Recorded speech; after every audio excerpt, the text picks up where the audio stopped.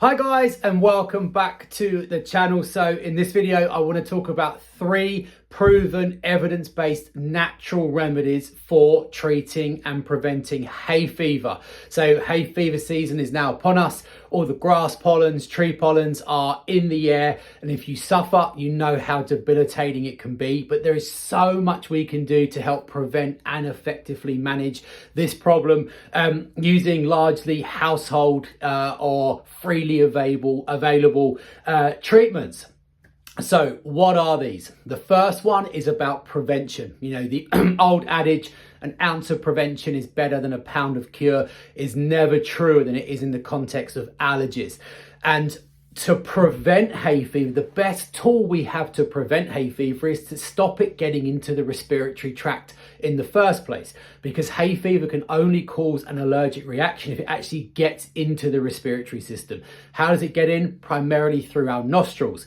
And inside our nostrils, we have mucous membranes, which aim to act like flypaper. Their job is to catch allergens and pathogens to stop them getting into the system. But the problem is they dry out very quickly. So if we're able to artificially moisturize them, keep them sticky, they're able to catch more allergens, stop them getting in, and reduce the severity of the reaction. And all we need for that is something like extra virgin coconut oil. Just take a little bit of the oil, warm it up in your hand so it's liquefied, and just lubricate the insides of both nostrils, every morning before leaving the house, and every couple of hours if possible, particularly before you go outside, can have a profound effect upon reducing the severity of hay fever.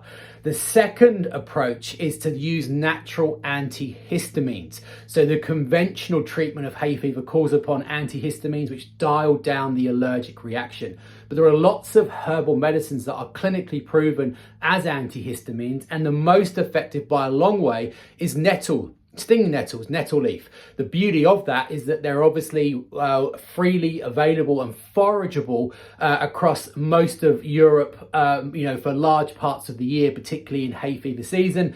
All you need to do, go out, pick the top few leaves, pop it into a cup, pour over boiling water, and drink 3 cups a day for a clinically proven antihistamine impact. It also tastes nice. It's a lovely tea.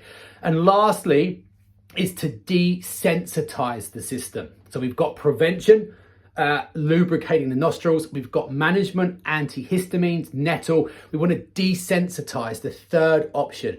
And by desensitizing, by giving the immune system exposure to micro amounts of the allergens, it allows our body to normalize it and therefore reduce the severity of any reaction. And that's where raw local honey works wonders, because the bees have been feeding on the pollen, which causes the allergen. By having a teaspoon every day, it helps to desensitize the body, which reduces the severity of the hay fever reaction.